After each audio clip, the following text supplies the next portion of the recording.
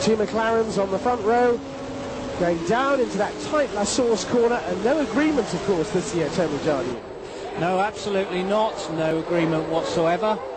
And that was Nigel Mansell off onto the grass and back on again as he tried to get the power down in the very wet conditions at Spa-Francorchamps. And it's down the hill and through Eau Rouge and up to Redayant.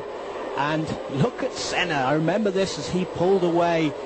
He absolutely loves Spa, even when it's wet. Senna then led from Prost, Berger and then Mansell in fourth place. But look at the spray behind. It was really difficult for the rest of the field just to see where they were. I believe, Bob, that this was even wetter than Canada because with the high-speed nature of this track, the plumes of spray were even larger. The water, as we described, was standing on the surface. There it was. That was Alliot going off on the inside and Arnoux on the outside, and Alliot rejoined in front of three cars there and nearly brought them to grief as well. Very little change of order at the front. Senna, Prost, Berger and Mansell all consolidating their positions, but Senna pulling well away from Prost in second place. There's Berger in third place there, Mansell in fourth place, and trying as hard as ever through the bus stop chicane. There's Gouillard. Alliot spins again at La Source, and again he makes contact with Arnoux. Arnoux climbing over the front of his car as Senna was twitching his way in first place through Eau Rouge at 180 miles per hour. And there was Berger, and just watch Mansell as he went through here. He really twitched his way through Eau Rouge. Gachot went off the track but was able to rejoin. Johnny Herbert, however, hit something rather more solid in the Tyrrell. He'd been blinded by spray and couldn't see where he was going at all, and just simply went off the track, as did Berger. He retired at this particular point with bodywork damage. He had gone off. Eddie Cheever was in front of Nigel Mansell and unable to see the Ferrari behind him, holding up the Ferrari driver. And Cesare Fiorio, the team manager, was absolutely furious with Cheever at this point. He was mad because his driver was being held up. Michele Alboreto there just ahead of Cheever, but Mansell was still behind him. There was Boutsen and there was Patrese coming through the spray. Yes, the Williamses were gaining on Mansell, but then Cheever was shown the black and white flag and duly let Mansell go through. Cheever, quite a wet weather specialist, but then Alboreto and Patrese tangled in a big way, the two Italians, and Patrese was not a happy chappy at all.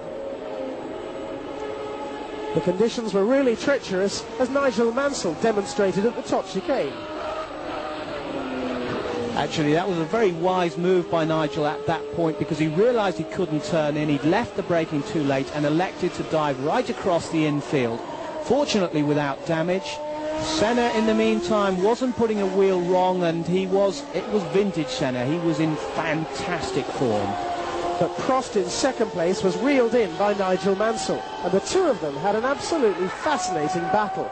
Mansell using different lines all around the circuit. And huge great slides from Mansell.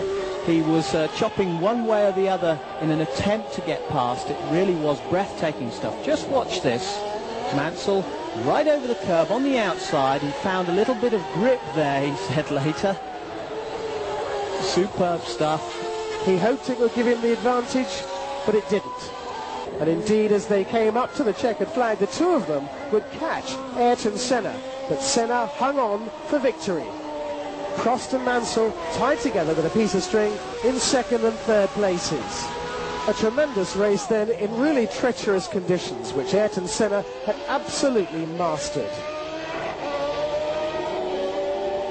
Senna's fifth victory of the year was also Honda's 50th in Grand Prix racing.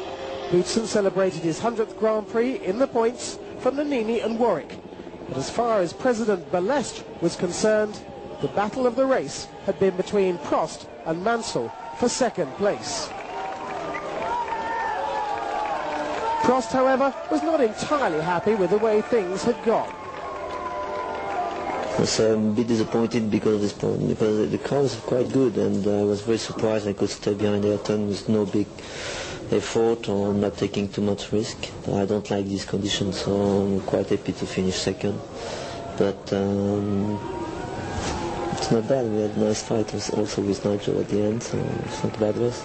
Alan quite rightly made up his mind he wanted 6 points. I was trying desperately to get the 6 from him, but his car was just a little bit quicker in places where it mattered. We came close once or twice to nipping by, but then the car got a little bit bigger. But no problem, very fair, and for me a very nice race. You seem to be using all of the road at the end, and in some cases all of the road and more.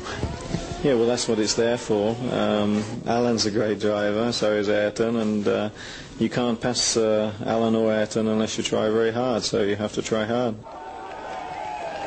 Senna's win brought him within 11 points of championship leader Prost, although the latter had now finished 10 of the 11 races in the points and would soon have to start dropping results, something which Senna would probably not have to do. McLaren were on the verge of clinching the Constructors' Championship, having more than twice as many points as second-place Williams.